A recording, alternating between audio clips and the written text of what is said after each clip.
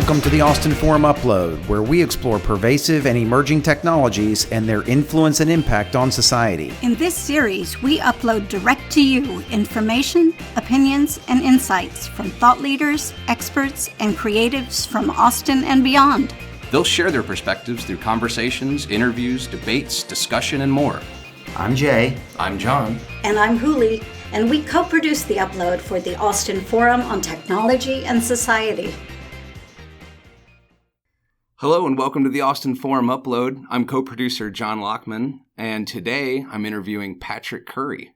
Hi Patrick, how you doing? Good, how are you? Excellent. Patrick is a veteran video game developer with Farbridge, where he has been pushing the envelope on virtual reality, gaming, and other environments. So Patrick, can you tell me a little bit about where you came from and how you got here? Sure thing. I've been a lifelong video game player and obsessee. And, you know, from the earliest days, I've been obsessed with bright lights and moving pictures and trying to sit as absolutely close to the television as possible until I just got right up into virtual reality and shoved screens right on my eyeballs. And as soon as I got a hold of a computer, I started trying to take it apart and figure out how it worked and figure out how I could make software in virtual reality for myself on it. Growing up here in Austin, I got exposed to a ton of great technologies. Attended early South by Southwest multimedia conferences, and got to see some of the earliest arcades and virtual reality arcades happen here in the 90s. And it was amazing. It was super fascinating. As a teenage boy, I was obsessed with the sense of escape. And so for me, virtual reality was a real way to escape. I could get into these computers and into these other worlds. And so I was obsessively reading Neuromancer and watching Tron and, wanting that for myself. So I like to joke that, instead of daydreaming about a Trans Am, I was daydreaming about getting into virtual reality. And in the 90s, virtual reality was super exciting. It was super promising, but it just wasn't ready, and it just didn't happen for us then. And so I spent about 20 years of my career making internet software, making video games, honing my craft there. And so when a few years ago it started looking like virtual reality was going to happen again, like there could be an actual market, an actual industry for this, I started really putting most of my time and nearly all of my money towards being a part of that here in Austin. Yeah, that's cool. I do remember playing some of those games in the 90s. I remember playing Dactyl Nightmare, maybe a couple of others like there was the pool game where you were the virtual queue. I remember that one, the first-person pool game where you got to be the pool ball. Every teenage boy's fantasy. You get to be the ball. Yeah. Well, those seemed like they were a lot of fun, albeit very expensive for the time. You were paying $3-5 for a 2-minute gaming experience when you could be, paying $0.25 at the next machine. Absolutely. What was it that really caused the failure of those setups in the 90s? Yeah, I think the earliest virtual reality experiences were very experimental, and we forget just how radically new every component of virtual reality was in the 90s. This is before Toy Story has come out, right? So people aren't even making fully animated 3D films yet, and they're trying to make real-time 3D graphics. And so, real-time 3D graphics are new. These motion controllers that's a ridiculous notion. They're going to be able to accurately track your position and where you're looking and show you something in a video game as if you were really there. And the computers weren't necessarily up to it. And, a lot of it was put together with chewing gum and duct tape. And so it just wasn't industrialized. And by then, arcades had 20 years to really become mainstream and become an industry. And so, the Street Fighter machine or the virtual racing game next to it, which wasn't actually in VR, it was just, using 3D graphics very early. They were much more polished and more honed and more stable experiences. And the VR machines were always breaking down and, occasionally having smoke billow out of them. Of course. Back in the 90s. But luckily, things are looking, much more common, much easier, much cheaper, and, much more likely to go mainstream this time. Yeah, I do remember the smoking machines. So what do you think are the biggest technological advancements that are making virtual reality actually happen today that didn't make them happen 10 to 15 years ago? Yeah, the fascinating thing about computing is that every year computers get smaller, faster, and cheaper. And you see this from, the earliest computers were as large as this room, the size of several refrigerators and costing millions of dollars. And when they shrunk down to the size that could fit on a desk in the 70s and 80s, that was a big deal. And then when you can take a computer with you and fit it into your backpack, they got even smaller and lighter. That was huge. And now we all have laptops. And you jump forward today, we all carry a supercomputer or two around in our pockets, whether it's a smartphone or a smartwatch. And so those advancements of making computers smaller, lighter, cheaper, using less heat and less power has all made virtual reality more possible for very practical reasons. In the 90s, when you put on a virtual reality helmet, it was literally a helmet. It weighed several pounds, 20, 50 pounds. It had CRT monitors, which are basically mini televisions on them. And all of that sits on your head. And if you play for 15 minutes, you're going to walk out with a crick in your neck. And now, virtual reality is much more like glasses or goggles. They look like ski goggles in a lot of cases. They're fairly lightweight. They use smartphone screens, which are very high resolution, like Retina screens. A lot of them are battery powered. They're not even wired anymore. You're not tethered to a computer. And they're not hot, if you've ever been snorkeling or scuba diving, the worst thing that can happen is your mask fog up, and it just ruins the whole experience. You can't, you're there to see cool stuff. And the same goes for virtual reality. If your virtual reality goggles are fogging up because it's a hot, sweaty computer in there, you're going to have a bad time. So the fact that we've cut down on heat and size and weight have all made virtual reality more practical. And it's less expensive, which is going to make it more and more common every year going forward. So screen refreshes have also really helped that out with eye strain, right?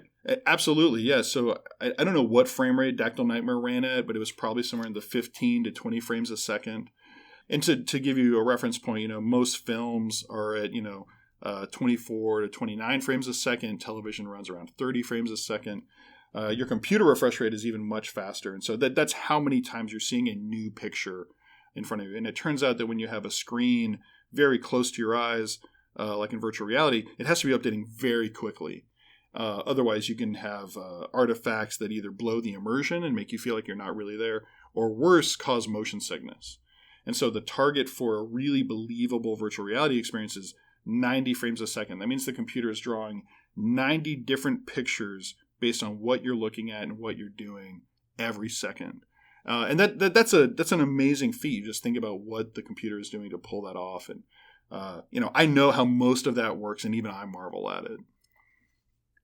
Gaming still seems to be one of the biggest drivers in virtual reality today. Absolutely. How long should I wait for my next rig? Gamers are funny. They always want like the next best thing. Like, hey, when's the new one coming out?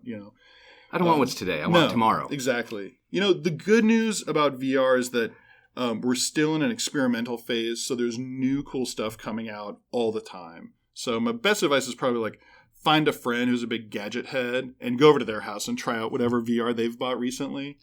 I think the really good news, though, is that we're starting to leave the hobbyist price points where virtual reality cost $1,000 or $2,000 or $3,000 to really get into to a couple $100s. So this year, Oculus released the Oculus Go headset, and we make software for it at Farbridge. And it's really cool because it's completely self-contained. It doesn't require a computer or a PlayStation or a smartphone. It's a $200 device, and once you buy it, you just get virtual reality in it. And it's a really good experience. It's not the highest end, most premium virtual reality you're going to ever get, but it's really good. And a lot of people who know and whose opinion I respect are saying, yeah, this is good enough. And so, it's my hope that the Oculus Go and devices like that are the stocking stuffers for this holiday season. That's good. I hope they will be the stocking stuffers, at least in my stocking. I will probably be stocking some stuffers with them, stuffing some stockings with them. That's the one. That's the phrase. So beyond gaming, what other industries are you most excited about that virtual reality is jumping into right now? I'm excited about all industries where virtual reality is applicable. I mean, I'm a computer nerd and a lifelong video gamer. And so, of course, I like video games. I love video games in virtual reality. But the notion of 3D graphics, of simulation, of taking you to other places, which is really what I think virtual reality is best at. It's really good at convincing you that you are standing and looking and seeing and hearing somewhere else. That could be anything. We work on educational software for VR at Farbridge.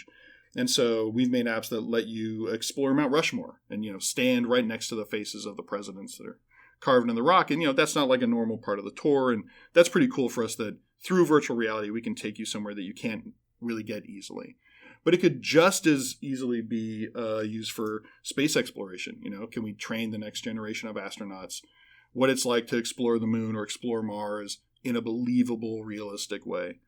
Or could we train the next generation of doctors with virtual reality?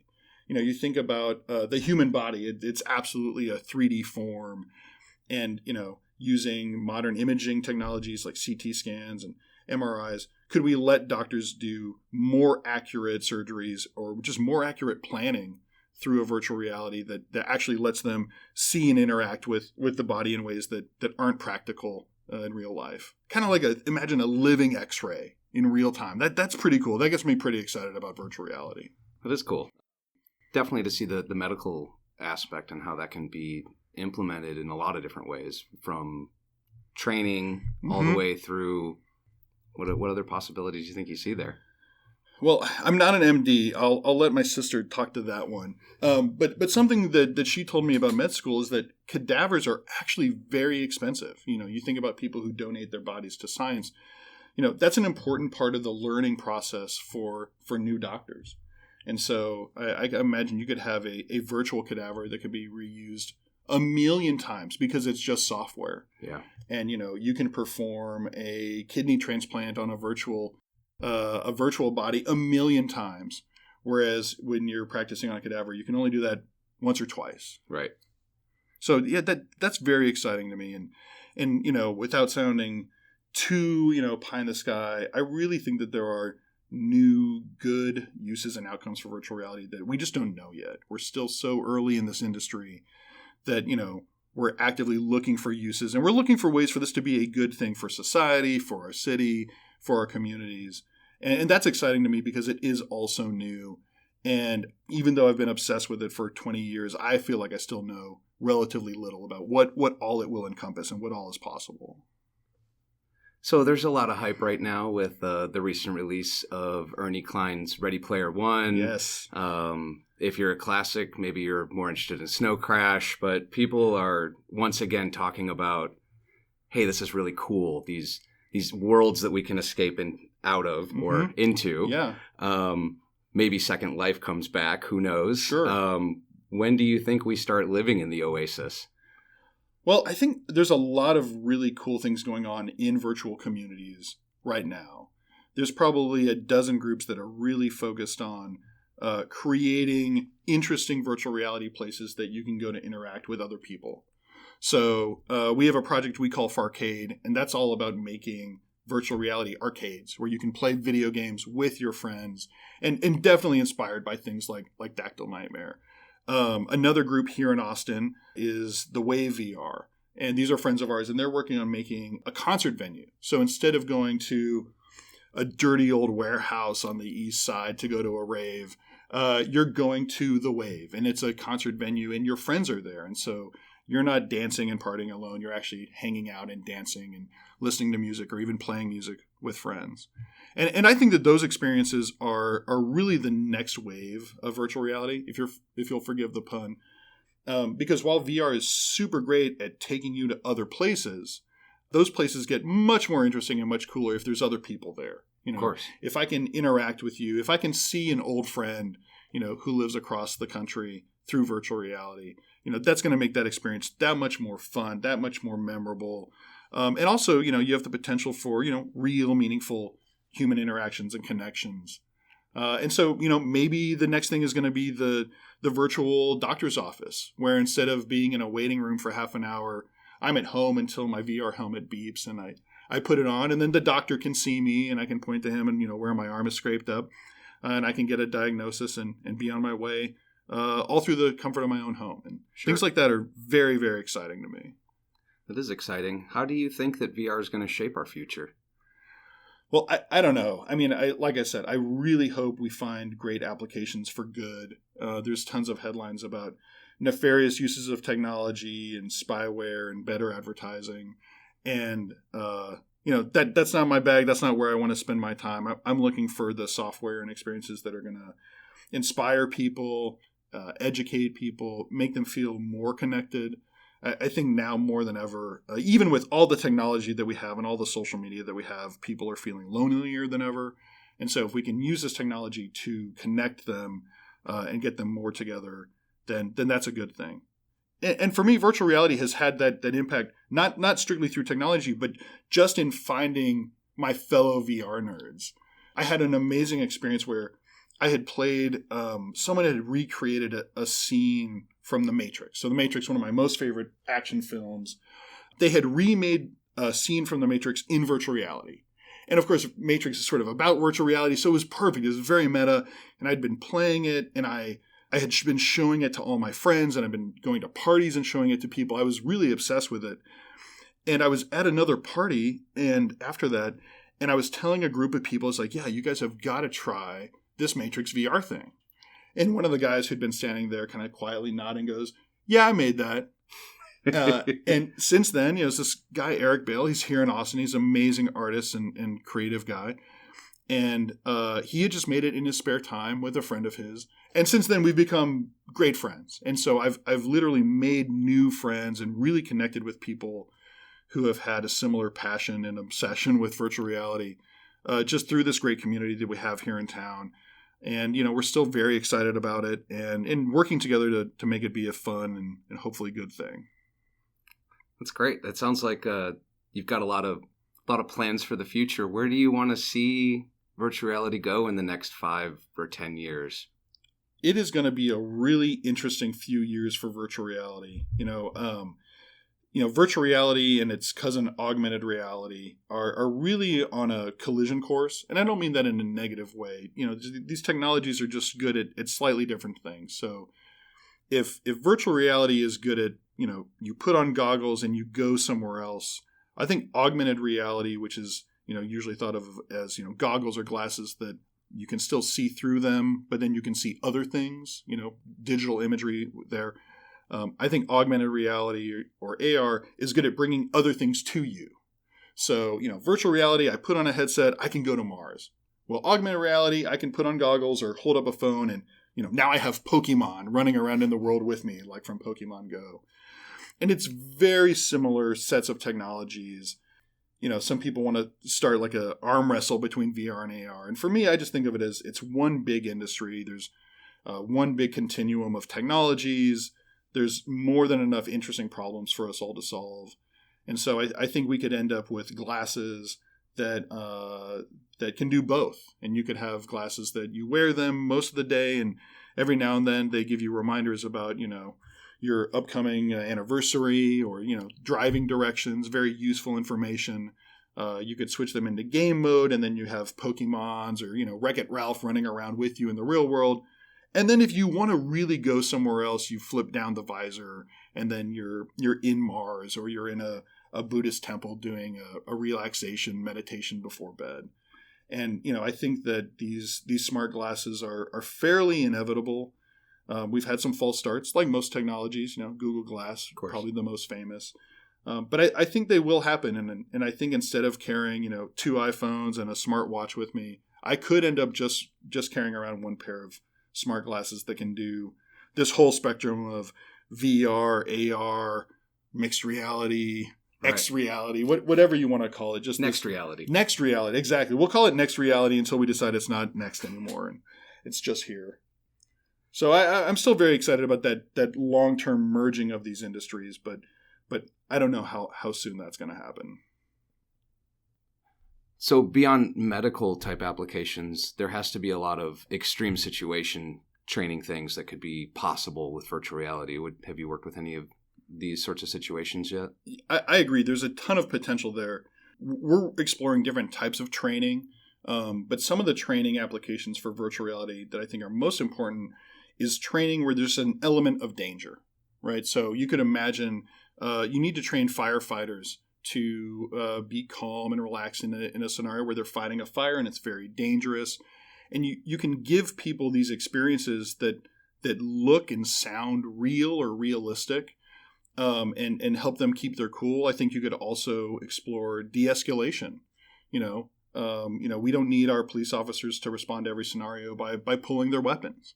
And, if we could put people into different scenarios with, places and people that they're not used to or not used to confronting, maybe we could have, less violent responses, from all participants. And I also think there's an interesting angle around emotional danger. Virtual reality is a place where you can very safely and securely explore different topics. So could you do PTSD therapy, where you're, with a counselor and with a trained therapist, exploring and reliving elements from your past that might be traumatic or very troubling for you, but do it in a safe and secure way. And I think that's very interesting. I think we're just starting to explore the realm of possibilities in virtual reality where we can really take you to different places or even different times in your life and have you play out these scenarios in different ways. And that's very exciting to me. And we need to be very careful about the experiences that we do put people into and how and why. Not all of these scenarios are things that you should do for fun, and they shouldn't be framed as video games. But the same goes for any software.